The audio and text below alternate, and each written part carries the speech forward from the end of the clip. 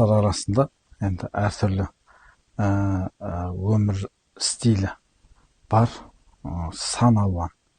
Біреулер классикалық стильді жақсы көреді.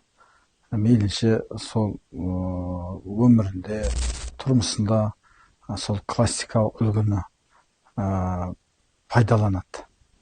Одан кейін енді ол ән тыңдағанда да сондай ескіліктің өлеңдерін, шығармашылығын оқиды. Ал енді кейбір жастар биг бокс деген стильде ән шырқайды, оверсайз киімдер киеді.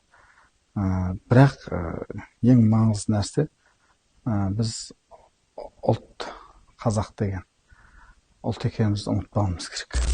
Одан кейін әсіресе елжандылық тәрбиесінде біз жастарға бір қате көзқараспен қараймыз. Егер бұл жігіт шашын бұйралатса, ол бір қазақты жақсы көрмейтіндей деп сөге бастаймыз. Патриоттық сезім баланың жанына ұялайды. Ол әбден сол кіндігі қан тамған жерден мейірім көрген кезде. Біз мысалға шетелге барып, болмаса басқа үлкен қалаларға, үлкен мегаполистарға оқуға барған кезде бастапқы 1-2 жыл үнемі ауылыңды ойлаумен боласың. Кішкентай ғана ауыл, кішкентай ғана көше, оның бір керемет сәулетті үйлері жоқ, бір адам қызығатын жаңағыдай керемет бір архитектуралық бір композицияларды көрмейсің. Сол өзі сиырдың жапасы, қойдың құмалағы жатып, үй ара түтіндік қойып, кешке қарай бір өзінше шаңмен қосылып, келген паданың шаңымен қойылған түтінімен шаң араласып, бір сондай бір иісі шығып жататын ауыл. Неге сол ауылға біз құштар болдық? Неге анау 2 үйден кейінгі әжеміздің нанына, бер жағындағы 3 үйден кейін, 4 үйден кейінгі әжеміздің айран көжесіне, неге сол ауылдың наурыз көжесіне, соларды іздеп біз үлкен мегаполистан кейде оқшауланып, Алматының басқа жағына кетіп қалатын едік. Не себепті? Өйткені туған жерді сағынатын едік. Ал туған жерді неге сағынатын едік? Өйткені біз ол жерде мейірім көрдік. Әрине, мейірім саған жатқан тезек, болмаса анау жайылып жүрген қой бермейді.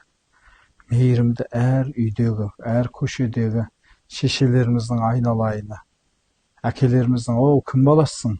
Бер келе ғой, айналайын. Нелсің? Пәленшенің баласы екенсің ғой. Атаң жақсы адам еді. Туысқанымсың ғой, деп титтей бір жақындық тапса, нағашыңмын ғой, жиеніңмін ғой, деп құртын беріп, жидесін беріп, осындай мейірім көрдік. Балада патриоттық сезім, елжандылық сезім, адалдық сезім, қолының тазалығы, бойының тазалығы, арының тазалығы болу үшін ол міндетті түрде бала мейіріммен өсу керек. Біз ата-ана қазір көбінде осы баланы жетілдіруде мейлінше ағылшынды көп оқытамыз, математикасын шыңдаймыз, болмаса спортында озат болсын деп бассейнге береміз, күреске береміз, кешке таэквондосына береміз, бірақ мейірім беріп жатқан жоқпыз. Сондықтан мүмкіндігінше ата-ана баланың қанша білімін көтерсе, мейірімін сонша арттырып отыру керек. Әйтпесе сіздің балаңыз ертең елдің дұшпаны болып шығуы неғайып нәрсе. Мейлінше мейірімді төге беріңіз. Балаға үйге кіргенде де, үйден шыққанда да, үйіңе кіріп тұрған балаңа да, кетіп шығып бара жатқан балаңа да мейіріммен күтіп алып, мейіріммен шығарып салыңыз. Отан отбасынан басталады дейді.